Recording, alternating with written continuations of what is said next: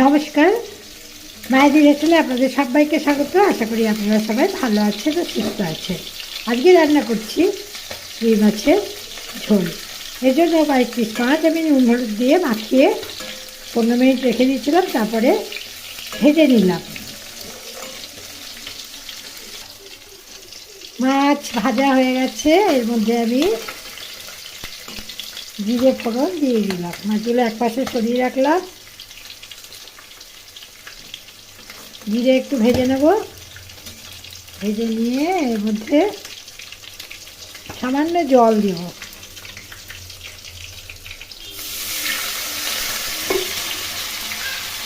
এর মধ্যে জিরে গুঁড়ো দিয়ে দিলাম,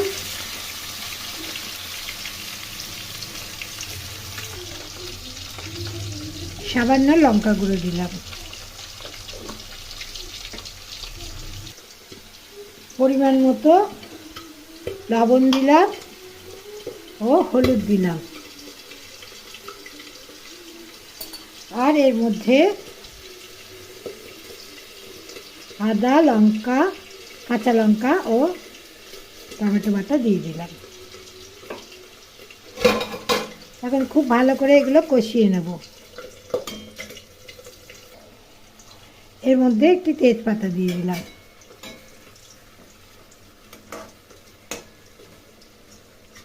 এইভাবে মাছের ঝোল রান্না করলে খেতে বেশ ভালো লাগে। জিরে ফোড়ন দিয়ে,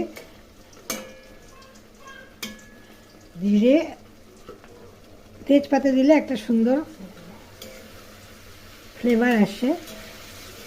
এইভাবে রুই মাছের ঝোল রান্না করে দেখবেন, আশা করি আপনাদেরও ভালো লাগবে।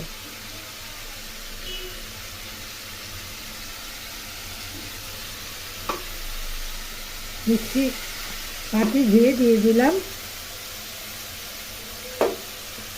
এখন ঢাকা দিয়ে লো ফ্লেমে কিছুক্ষণ রান্না করে নেব।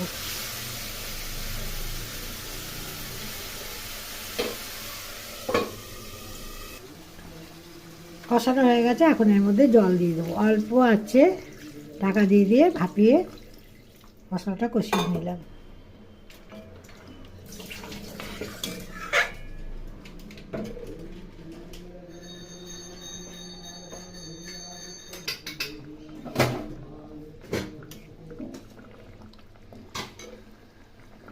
মাছের ঝোল রান্না হয়ে গেছে, এখন নামিয়ে নেবো। আজকের রেসিপি ভালো লাগলে লাইক, শেয়ার, কমেন্ট করবেন এবং চ্যানেলটি সাবস্ক্রাইব করার অনুরোধ রইল। এইভাবে আপনারা অল্প তেলে শুধু জিরে, আদা, টমেটো